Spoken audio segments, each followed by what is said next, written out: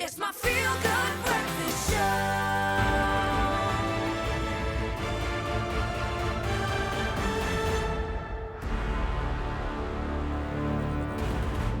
Cue the dramatic music, cue the popcorn. It's movie time with JP Sebastian, talking about the movies releasing this coming weekend. Of course, next weekend being the big one, the release of Avatar. But right now, this is the main feature of the day, right? I've got to say that I've cheated a bit here, actually.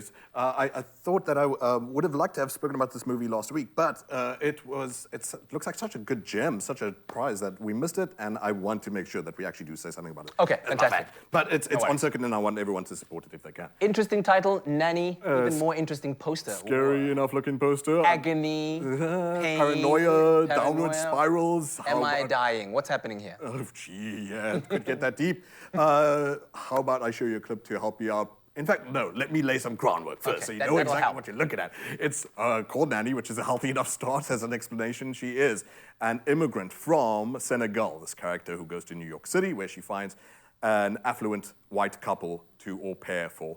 And here we'll find the intro of the character meeting for the first time these new employers in a foreign land to herself in Nanny. Take a look. Please, I don't want you to feel overwhelmed. Think of it as a loose guide, a basic schedule, list of where things are. Okay. Any number you could possibly need, including her therapist. And some blank pages for you at the end to make your own. Okay, is this weird? No. Okay. I mean, it might be a little bumpy at the beginning, but we'll catch our stride. Yes, I'm sure. May I? Oh, of course. Of course. Thank you. Mm-hmm. Thank you. Thank you.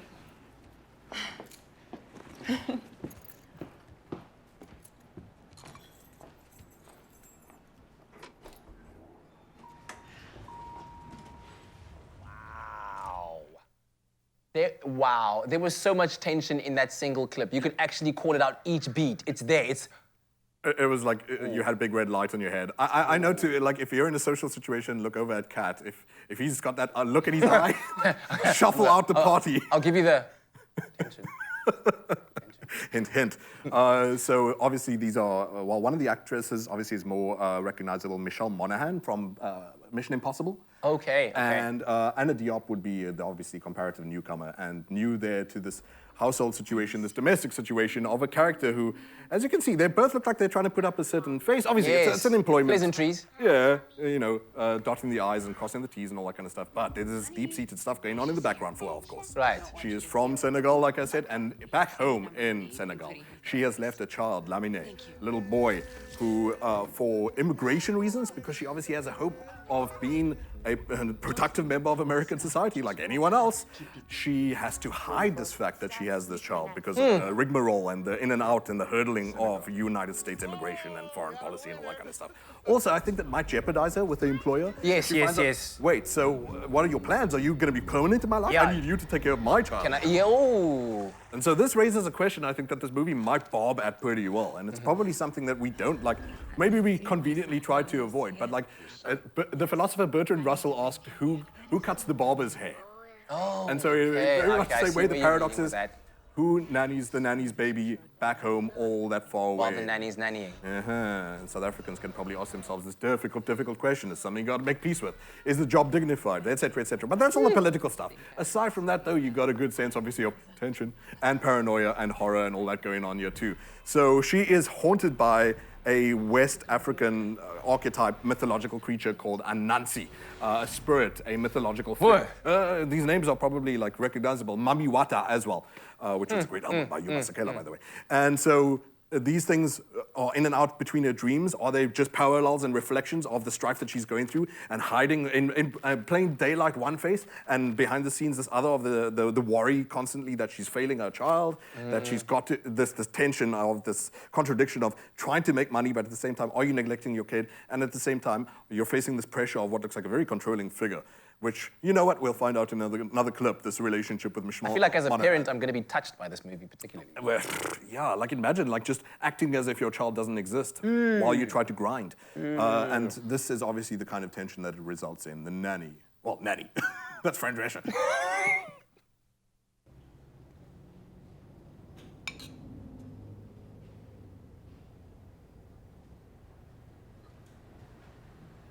What are you feeding her? I didn't know you were here.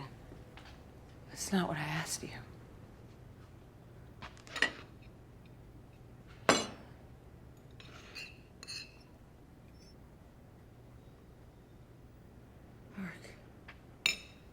I work so hard. So hard. And the one time I come home sick, I find you feeding my daughter food that is way too spicy for her tummy. What is even in this? What if she's allergic? Should I feed her this?